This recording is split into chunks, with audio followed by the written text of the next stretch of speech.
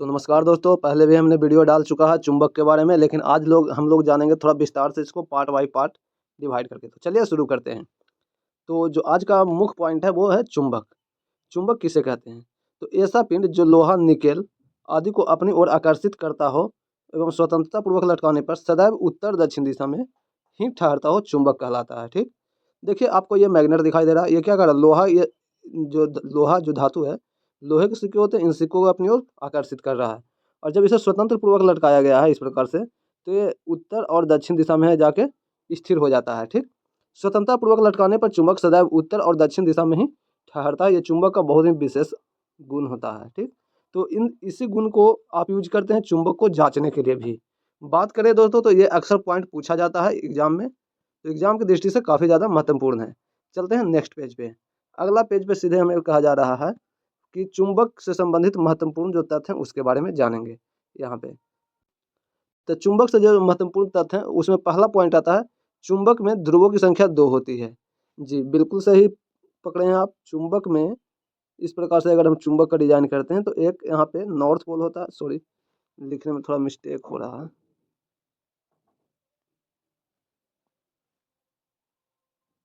ये नॉर्थ होता, ये नहीं लिखा रहा है, और ये ईस्ट होता है, साउथ होता है। ठीक, तो चुंबक में इस प्रकार से 2 ध्रुव होते हैं।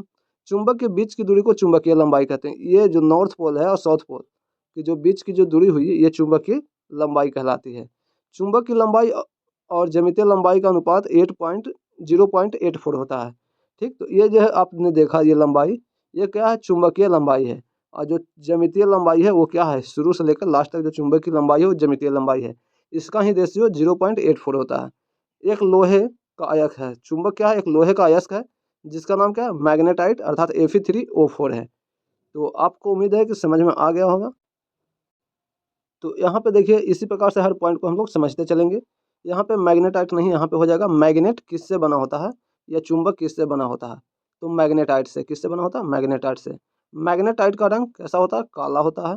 चुंबक की लंबाई को ज्यामितीय लंबाई कहते हैं। चुंबक की जो लंबाई होती है उसको क्या कहते हैं? ज्यामितीय लंबाई कहते हैं। चुंबक की प्रबलता एम्पियर मीटर में मापा जाता है। चुंबक की प्रबलता किसमें मापा जाता है? एम्पियर मीटर में मापा जाता है। चुंबक की प्रबलता सबसे अधिक कहाँ होती है? ध्रुव पे होती है। देखिए इसको भी मैं फिगर से समझाने की कोशिश करता हूँ। यहाँ पे देखिए नॉर्थ हो गया और साउथ हो गया। तो जो चुंबक को जो सबसे ज़्यादा आकर्षित करने का जो गुण ताकत है वो यहाँ होगा और यहाँ होगा, यानी कि ध्रुव पर होगा। चुंबक की प्रबलता सबसे कम बीच में होती है, यहाँ पे उसका प्रबलता सबसे कम होगा। चुंबक को गर्म करने पर उसका चुंबकीय गुण घटता है। कोई भी चुंबक को, उसको आप जब गर्म करेंगे तो इसको जो कोई भी वस्तु को अपनी ओर खींचने की जो क्षमता है वो घट जाएगी। चुंबक लोड स्टोन भी कहा जाता है। इस चुंबक को क्या कहते हैं? लोड स्टोन भी कहते हैं। चुंबक का रासायनिक रूप से लोहे का ऑक्साइड होता है। जी बिल्कुल सही बोले, लोहे का ऑक्साइड होता है मैग्नेटाइट, उसी से चुंबक बनता है। तो ये बोल सकते हैं कि चुंबक रासायनिक रूप से लोहे का ऑक्साइड होता है। अति सूक्ष्म भाग में भी काट देने के बाद भी चुंबक में ध्रुवों की संख्या 2 होती है। चलिए इसको समझते हैं कि कैसे होता है। तो मैं यहाँ पे एक चुंबक ले लेता हूँ। ठीक, तो इस प्रकार से हमने चुंबक एक ड्रा कर लिया जिसमें एक नॉर्थ है और एक साउथ है। इस चुंबक को ऐसे ऐसे आप काट दीजिए। ठीक, तो ये जो कटा हुआ भाग है ये आपका एक नया चुंबक बन जाता है, और इसमें है जो नॉर्थ पोल और साउथ पोल विकसित हो जाता है। तो इस प्रकार से है जो प्रत्येक जो कटा भाग होता है चुंबक का, वो अपने आप में 2 ध्रुव रखता है, नॉर्थ और साउथ बन जाता है।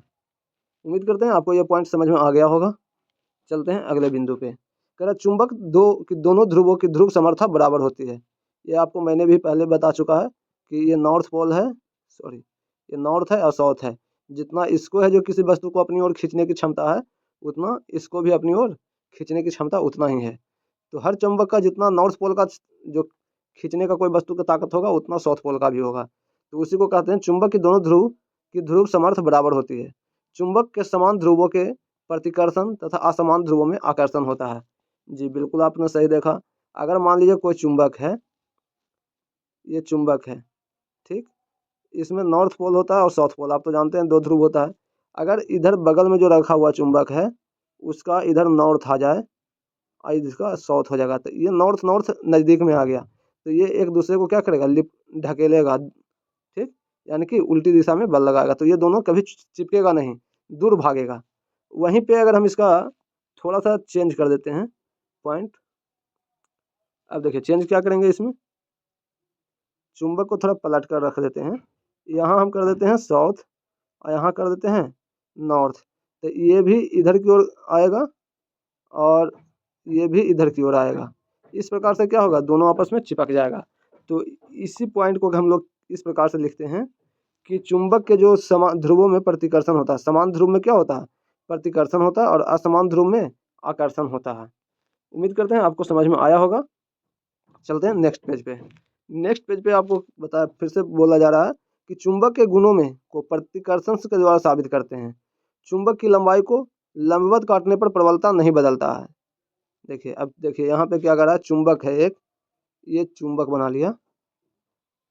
अब इस चुंबक को नॉर्थ और साउथ है, इसको जब लंबवत काटते हैं तो क्या हो रहा है, प्रबलता नहीं बदलता है। जितना इसका शक्ति था पहले भी आकर्षित करने का, बाद में भी है जो उतना ही रहेगा। ठीक, तो चुंबक को जब लंबाई को लंबवत काटते हैं तो यहाँ पे है जो प्रबलता नहीं बदलेगा।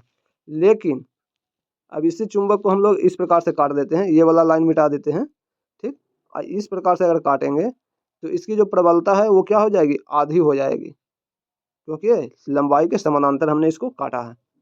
उम्मीद करते हैं आपको समझ में आ गया होगा ये पॉइंट। अब चलते हैं आगे। प्राकृतिक चुंबक किसको कहते हैं, तो प्रकृति में मिलने वाले ऐसे पदार्थ जिसमें लोहे को आकर्षित करने का गुण होता है, प्राकृतिक चुंबक कहलाता है। इसका कोई आकृति निश्चित या कोई आकार निश्चित नहीं होता है। तो प्राकृतिक चुंबक किसको कहते हैं, जो लोहे को अपनी ओर आकर्षित करता हो, उसको क्या बोलते हैं, प्राकृतिक चुंबक। लेकिन प्राकृतिक में मिलने वाला, उसमें कोई बिना बदलाव किए हुए। अब अगला पॉइंट की ओर चलते हैं। कृत्रिम चुंबक की क्षमता प्राकृतिक चुंबक की अपेक्षा अधिक होती है। आपको ये सब जो पॉइंट महत्वपूर्ण बिंदु के रूप में लिखा हुआ है, उसको आप नोट कर लीजिएगा, अक्सर एग्जाम में यहीं से सवाल किए जाते हैं। चलते हैं अगले पेज पे। अगला पेज में देखिए, यहाँ पे कुछ नहीं ज़्यादा, यहाँ पे क्या है, एक चुंबक है। चुंबक दो प्रकार के होते हैं, अस्थायी चुंबक और अस्थायी चुंबक। ठीक, अब चुंबक में अस्थायी चुंबक होता है और अस्थायी चुंबक। तो अस्थायी चुंबक किसे बोलते हैं, अस्थायी चुंबक या विद्युत चुंबक नर्म लोहे का बना होता है। देखिए अस्थायी चुंबक किसका बना होता है, अस्थायी चुंबक या विद्युत चुंबक नर्म लोहा का बना होता है। अस्थायी चुंबक स्टील या इस्पात का बना होता है। ये सब पॉइंट को नोट करते जाइएगा, क्योंकि यहाँ पे जो भी है ये मेन पॉइंट हमने आपको नोट करके दिया है। चलते हैं नेक्स्ट पेज पे। अगला पेज में कहा जा रहा है आपको, अस्थायी चुंबक किसको कहते हैं, वैसा चुंबक जो कठिनता से यहाँ पे पहले ही है, वैसा चुंबक जो कठिनता से चुंबक बनता है और कठिनता से चुंबक गुण समाप्त होता है, अस्थायी चुंबक कहलाता है। यानी कि कोई चुंबक है जिसको हम क्या कहते हैं, बहुत ही मुश्किल से बना पाते हैं, और ये बहुत ही मुश्किल से अपने गुण को छोड़ता है, यानी कि आकर्षण का गुण है जो छोड़ता है, उसको क्या बोलते हैं, अस्थायी चुंबक बोलते हैं। अस्थायी चुंबक इस्पात का बना होता है। किसका बना होता है, इस्पात का बना होता है। इसका प्रयोग लाउड स्पीकर कर, दिशा सूचक यंत्र, गैल्वेनोमीटर आदि में किया जाता है। देखिए अस्थायी चुंबक का उपयोग कहाँ कहाँ किया जा रहा है, तो दिशा सूचक यंत्र में किया जा रहा है, लाउड स्पीकर में, गैल्वेनोमीटर इत्यादि में किया जा रहा है। अस्थायी चुंबक बनाने के लिए चुंबकीय मिश्र धातु प्रयोग किया जाता है, जैसे एल्निको एवं एल्कोनैक्स। आपको ये सब बिंदु को याद रखना होगा। चलते हैं अगले पेज पे। अगला पेज पे आप देख सकते हैं अस्थायी चुंबक आ गया।